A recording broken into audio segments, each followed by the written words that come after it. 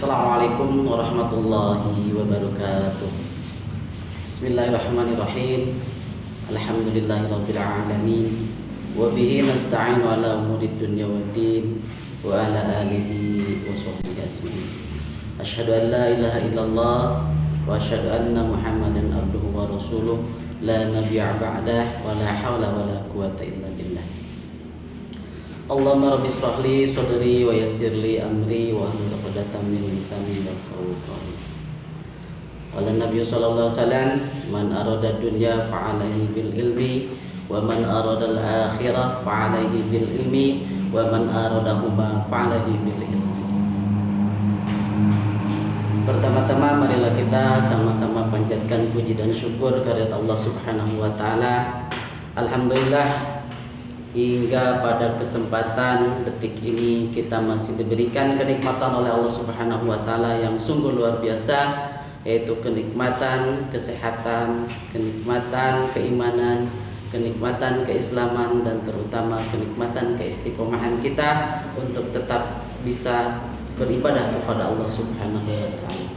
Mudah-mudahan amal-amal ibadah kita semua, baik yang sifatnya wajibnya, sunatnya, infak, sedekah, dan amalia-amalia yang lainnya diterima oleh Allah Subhanahu wa taala dan dicatat sebagai bentuk pengabdian dan amal soleh kita. Dan mudah-mudahan dari amalia-amalia tersebut dijadikan kifarat ataupun penghapus terhadap dosa-dosa yang pernah kita lakukan. Bentuk apapun dosanya, mudah-mudahan Allah senantiasa menghapus dan mengampuni kita semua. Amin ya Allah. Tak lupa sholawat dan salam semoga terlimpah dan tercurah kepada baginda kita, yakni Kanjeng Nabi Muhammad sallallahu alaihi wasallam, untuk keluarganya, para sahabatnya, para tabi'in semuanya, dan disampaikan pula kepada umatnya. Dan mudah-mudahan kita semua diakui sebagai umatnya atau selaku umatnya dan bisa mendapatkan syafaatnya. Amin ya Allah ya Rabbal alamin. Anak-anakku, pada kesempatan ini saya akan memberikan sedikit kultum istilahnya, ataupun kuliah ataupun pengarahan tentang bagaimana kehidupan di dunia. Saya akan menyampaikan beberapa faktor ataupun beberapa hal yang bisa menuju manusia atau hidup manusia mencapai kesuksesan kehidupannya.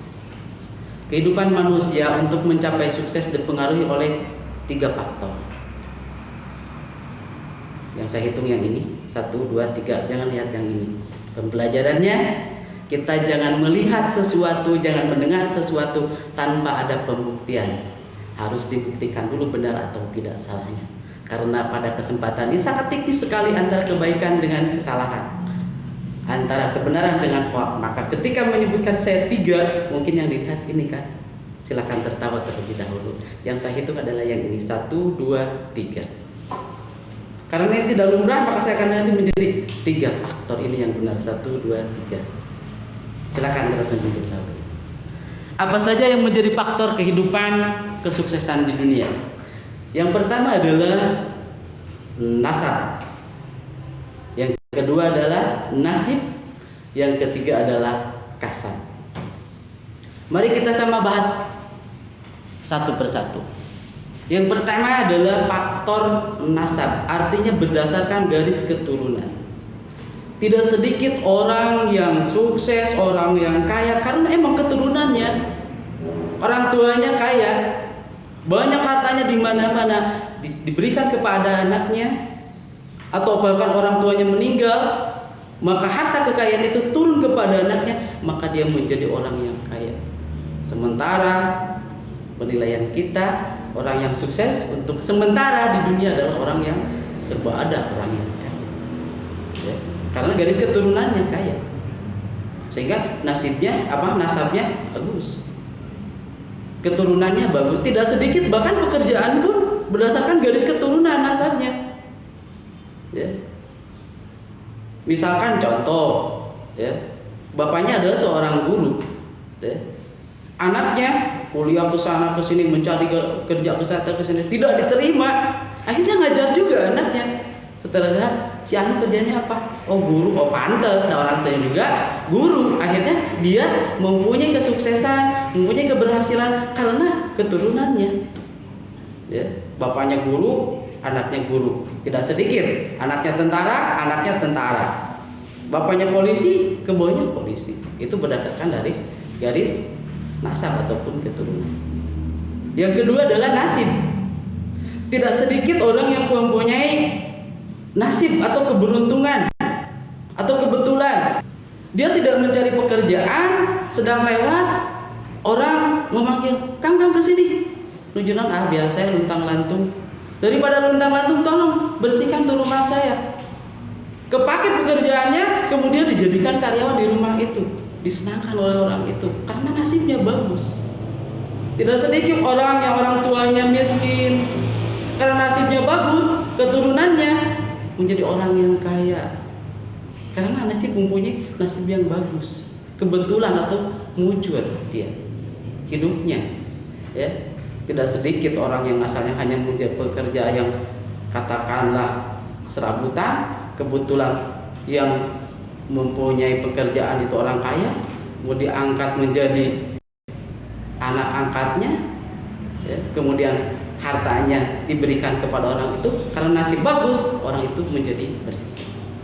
Yang terakhir adalah kasab ataupun pekerjaan ataupun usahanya. Ini adalah orang itu tidak ada keturunan dari orang kaya, tidak menjadi orang yang sukses, tidak mempunyai tertib, dia bekerja keras. Ya. Bekerja keras supaya menjadi orang yang berhasil dengan segala upaya yang dia usahakan sehingga menjadi orang yang sukses. Itu adalah 3 faktor kehidupan manusia untuk mencapai kesuksesan, yaitu berdasarkan nasab, berdasarkan nasib, dan kasab. Itu kehidupan di dunia. Beda lagi dengan kehidupan yang akan kita jalani di kehidupan yang kedua, yaitu kehidupan di akhirat. Kehidupan di akhirat tidak berlaku yang itu namanya nasab dan nasib. Ketika seseorang meninggal, ya, karena mungkin orang tuanya kiai, orang soleh, masuk surga, apakah anaknya otomatis masuk surga? Belum tentu. Ya. Karena apa? Yang dihitung yang terakhir yaitu kasabnya, pekerjaannya. Bahkan kita banyak mempunyai pelajaran ataupun ibroh, ya, orang tuanya bisa saja masuk surga. Tetapi karena anaknya melakukan hal-hal yang tidak sesuai dengan agama, melanggar aturan agama, orang tuanya yang akan masuk surga, bahkan bisa berbelok ke neraka karena anaknya. Jangankan kita, seorang nabi pun yang namanya Nabi Nuh dan anaknya Kan'an tidak bisa menjamin anaknya masuk ke surga. Banyak riwayat-riwayat ataupun hadis-hadis yang menceritakan bagaimana orang tua ataupun anaknya mencelakakan orang tuanya. Ataupun nasib, oh itu lebih tidak berlaku lagi di akhirat. Misalkan si A dengan si B berteman, si A soleh, si B selalu melaksanakan yang durhaka, maksiat yang lain-lainnya, sehingga pada suatu saat meninggal, si A otomatis karena kesolehannya masuk ke surga. Ya. Pas si B saking nakalnya, saking durhakanya, saking maksiatnya kepada Allah, malaikat kesel ambek, sehingga langsung pas datang ditendang untuk masuk ke neraka. Saking kenceng-kencengnya, katakan antara surga dan neraka itu kita harus melewati neraka dulu, kan ada istilah jembatan Shiratal Mustaqim, di bawahnya ada neraka. Saking kencengnya masuk ke surga, tidak mungkin. Sehingga nanti kita, B, kenapa masuk surga? Kamu kan orang durhaka, maksiat kepada Allah. Saya kebetulan malaikat saking kencengnya, saking ambeknya kepada saya ditendang langsung ke neraka. Tidak mungkin. Atau buku catatan malaikatnya hilang kayak kalian misalkan sedang mencatat. Kenapa kayak B, kenapa masuk ke surga?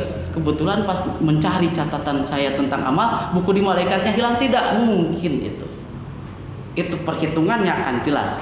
Wa may ya'mal mithqala dzarratin khairan yarah wa may ya'mal mithqala dzarratin khairan yarah. Perhitungan amal sekecil apapun akan diperhitungkan baik ataupun buruknya. Tidak mungkin secara kebetulan. Yang terakhir adalah tentang pekerjaan kita, kasab kita, amal kita yang akan dihitung nanti. Ya. Bagaimana tata cara beribadah kita, baik ataupun tidak? Maka kembali kepada pembukaan tadi, man arada dunya fa'alaihi bil ilmi wa man arada al-akhirah fa'alaihi bil ilmi. Barang siapa yang ingin kehidupan di dunianya senang, maka kuncinya ilmu. Barang siapa yang ingin kehidupan akhiratnya senang, adalah kuncinya ilmu. Barang siapa yang kehidupannya ingin senang dunia akhirat, adalah ilmu. Maka ibadah tanpa ilmu, ibadahnya ditolak. Terima kasih. Assalamualaikum warahmatullahi wabarakatuh. Waalaikumsalam.